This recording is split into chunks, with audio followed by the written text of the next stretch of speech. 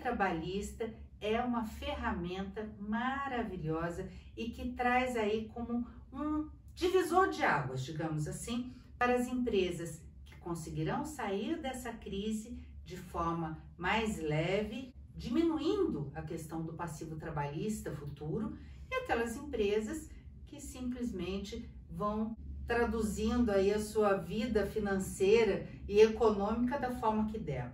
Então, a organização é muito importante e a auditoria trabalhista vem como um bálsamo para as empresas que trabalham com prevenção. A auditoria trabalhista, ela consiste aí na apresentação de ações de prevenção, ações de correção, identificação de riscos e análise para redução de custos. E para nos ajudar a entender no que consiste uma auditoria trabalhista, nós temos aqui hoje a doutora Leila Salvati, que é a nossa colega e é uma advogada especialista em direito trabalhista empresarial. Nas ações de prevenção, por exemplo, o que consiste? Nas ações de prevenção, o aconselhável é que a prevenção ela se inicie desde a pré-contratação até o ato de demissão. Mas não é corriqueiro as empresas fazerem isso, não. As empresas elas não têm o hábito de prevenir. Ao contrário, as empresas só buscam um advogado quando o litígio já está instaurado. E isso acaba saindo muito mais caro. Isso aumenta demais o passivo trabalhista. Eu vou te dar um exemplo bem prático da auditoria trabalhista, que poucas empresas praticam. Por exemplo, o cartão de pontos. O cartão de pontos, o horário do almoço, o horário das refeições em si, ele pode ser pré-assinalado. Lógico, eu posso vir sim a ter uma ação trabalhista tentando anular esse cartão, só que as coisas mudam, porque quando o cartão ele é pré-assinalado, o ônus da prova inverte, não é mais a empresa que tem que provar, é o empregado, então se torna muito mais fácil para a empresa. Um outro exemplo que nós podemos dar aí é a análise do próprio termo de rescisão de contrato de trabalho. O termo de rescisão de contrato de trabalho, muitas vezes, ele acaba sendo entregue para o empregado 10 dias após a efetiva demissão. E isso tem gerado multas. A multa do artigo 477, ela era aplicada antes da reforma trabalhista, tão somente para os casos de atraso de pagamento. Hoje também é aplicável para os casos de entrega do termo de rescisão de contrato de trabalho e documentos como guias de FGTS, guias de seguro-desemprego. Saiu uma decisão recente, inclusive, do Superior Tribunal do Trabalho a respeito. E eu vejo que a maioria das empresas não observam tal detalhe e isso acaba gerando um passivo trabalhista. Então, na prevenção, a auditoria trabalhista é a melhor forma que tem de minimizar as consequências das ações trabalhistas. E a questão das horas extras?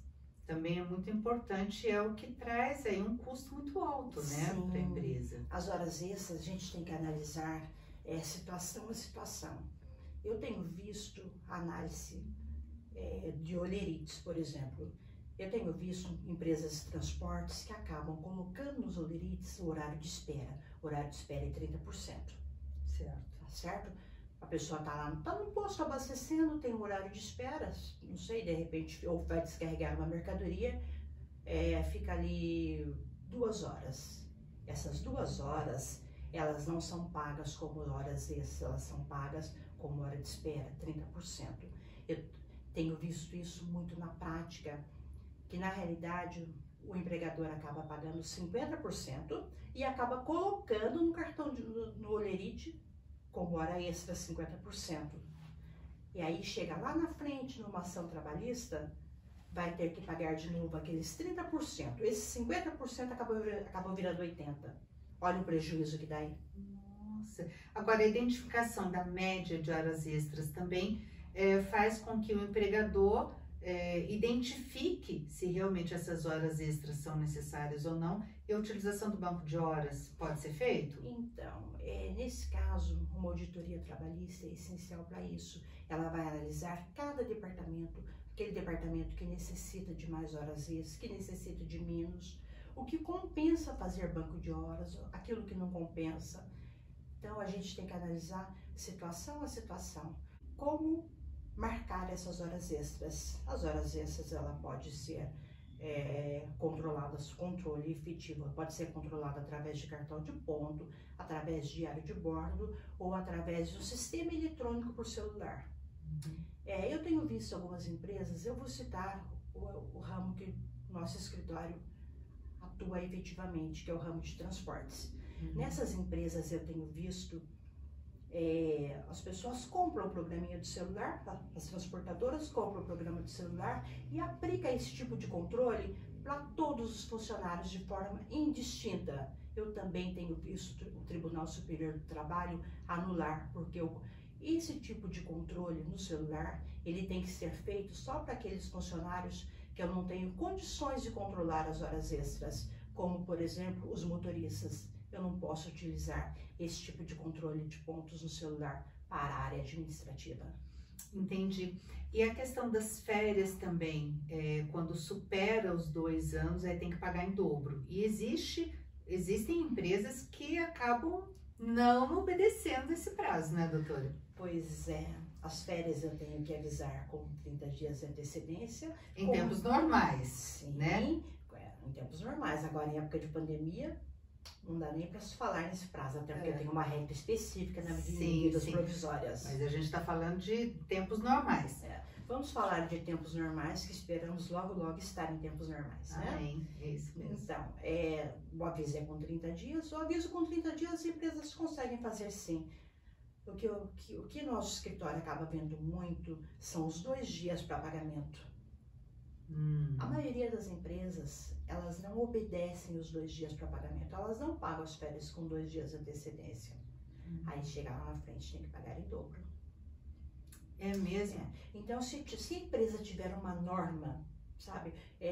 Uma organização, uma né, organização, tiver regras aplicáveis ao departamento pessoal, reuniões com o departamento pessoal, que o jurídico faça reuniões, que sejam reuniões uma vez por mês com o departamento pessoal. O RH da empresa.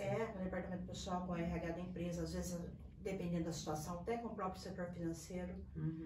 Eu não vou dizer que a empresa vai evitar a ação trabalhista, mas a empresa vai minimizar, a empresa vai ter ações trabalhistas com valores bem menores do que se tem atualmente. Agora, só retornando para entender, vai pagar em dobro as férias se ultrapassar o prazo de 2 anos?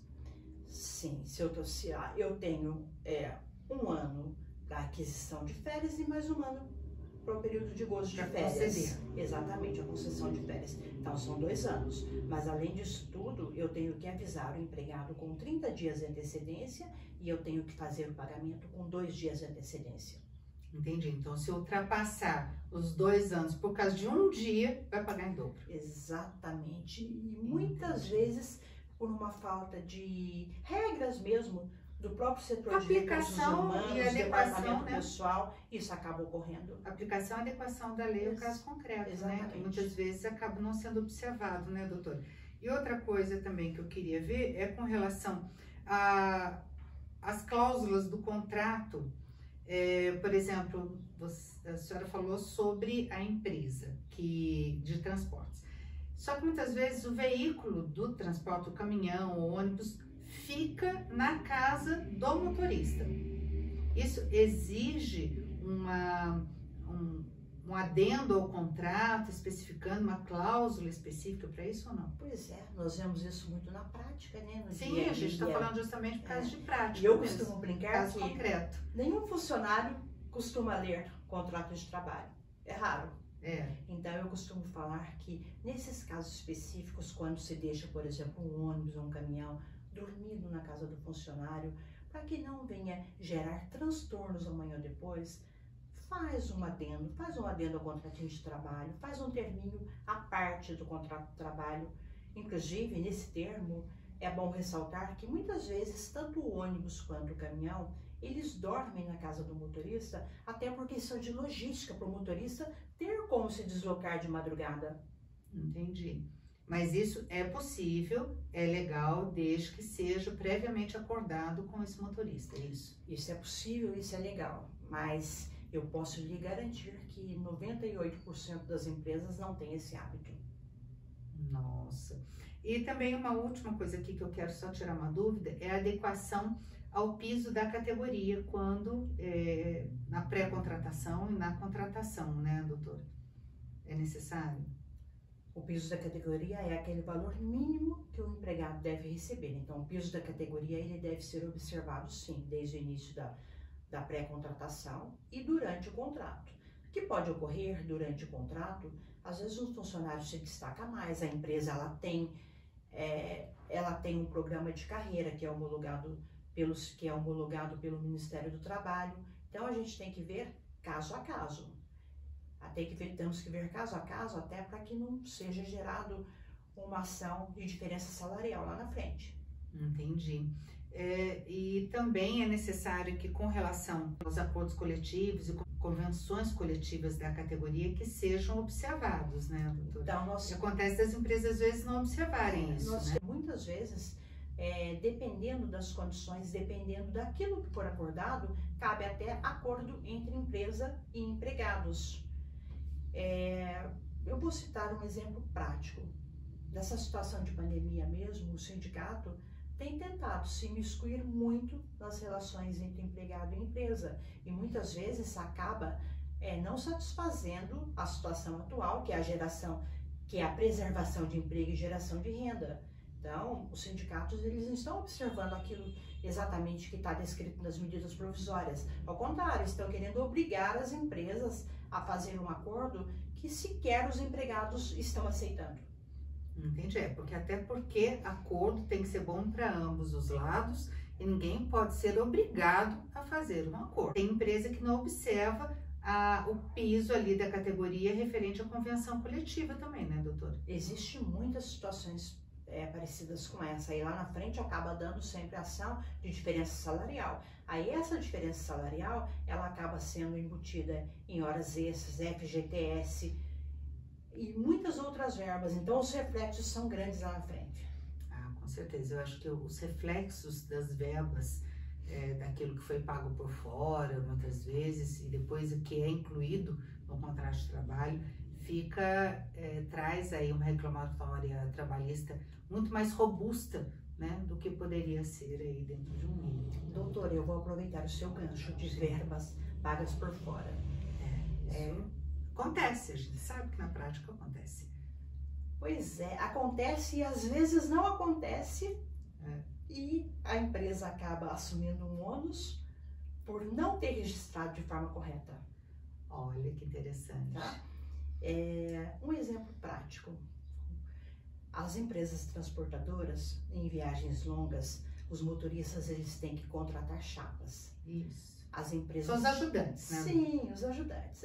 São vulgarmente chapas, né? São os ajudantes para descarregar e carregar caminhões. O que acontece?